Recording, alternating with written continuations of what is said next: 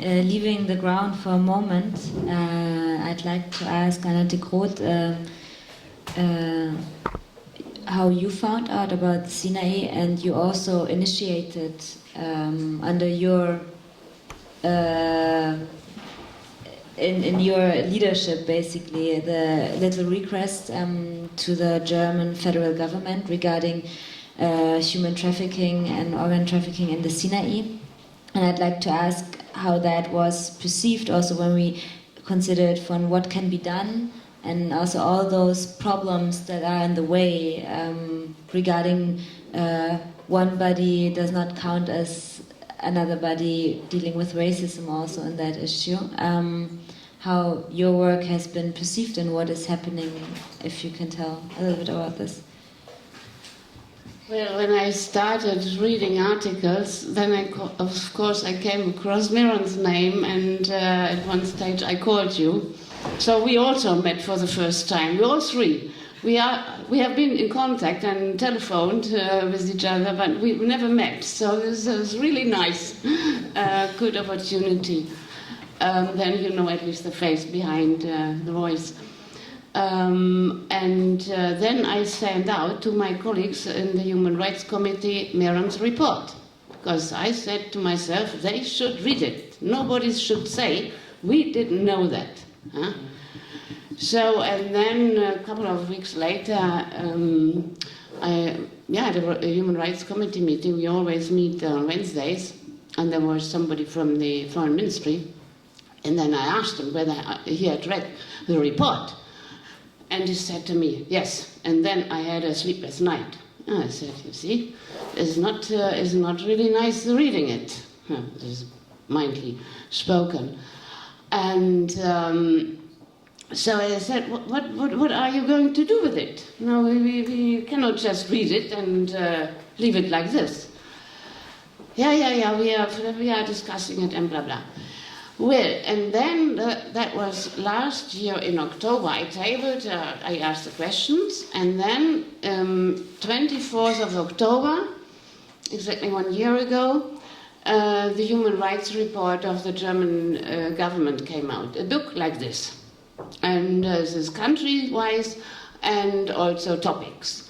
And then I had 2 hours time, because it was released, let's say, noontime, 2 o'clock we had plenary, and Westerwelle introduced the report. So I went like this, looked at Egypt, no, nothing mentioned about trafficking and the Sinai, no, nothing about Israel and the human trafficking that was, Cambodia a little bit, Southeast Asia, nothing. So then I went to the plenary and raised my hand immediately. I was the first, and asked about the Sinai, why it was not mentioned in the Human Rights Report. And then I was indeed very surprised, because Westerwelle, and I read it to you, knew about it.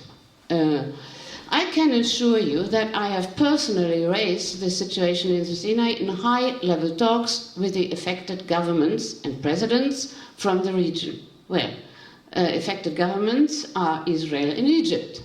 Huh?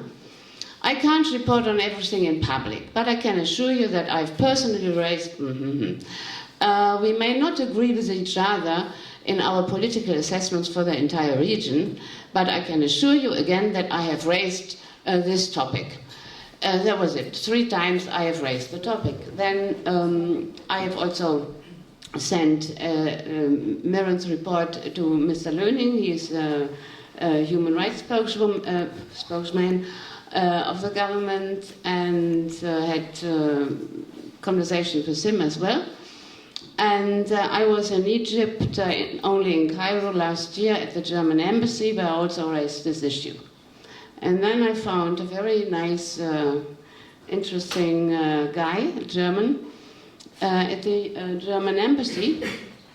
And then in private he told me, this is a matter of our highest concern, and we have, already tabled 6 official letters to the Egyptian government, which was new to me.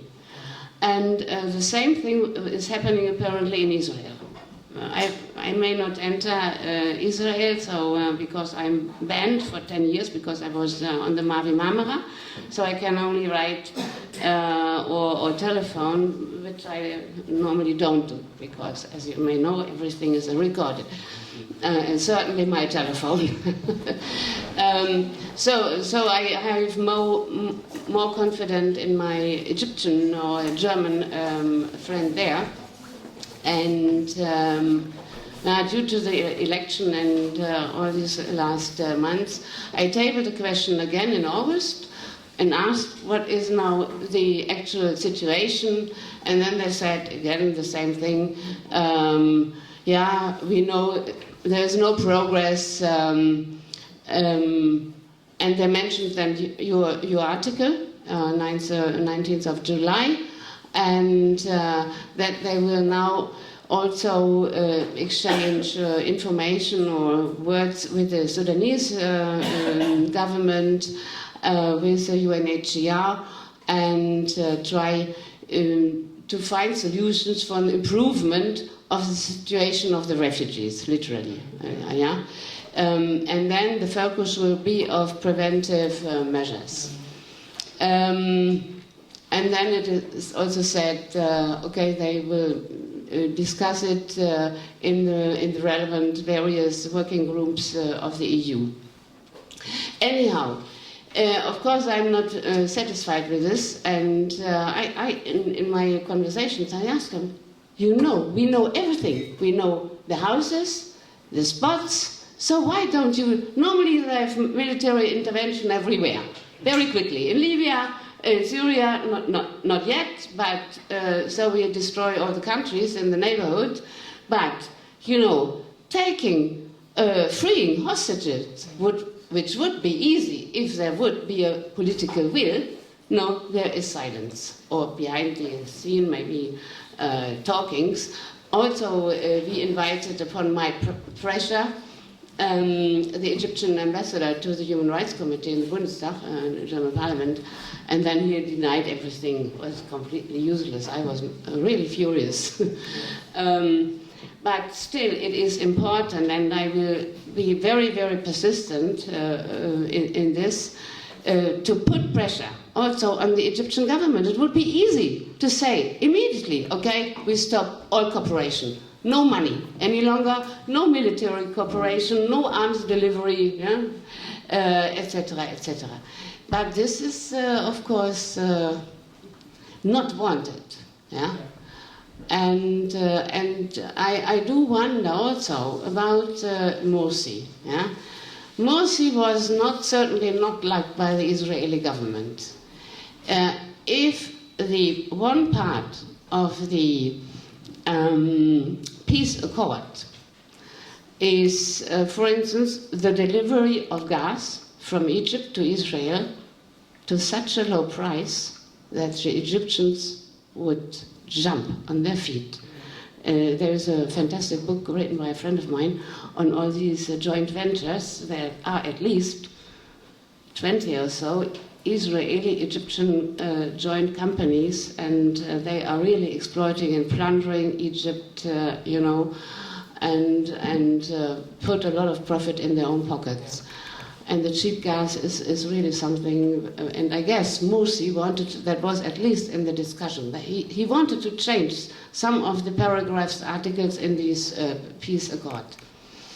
And, we see that put political pressure, and this is what we should jointly do if we find more governments, put pressure also in the EU. Because I guess with threatening the withdrawal of funds, development cooperation, and particularly military cooperation, that sometimes can change, mentality or opinions.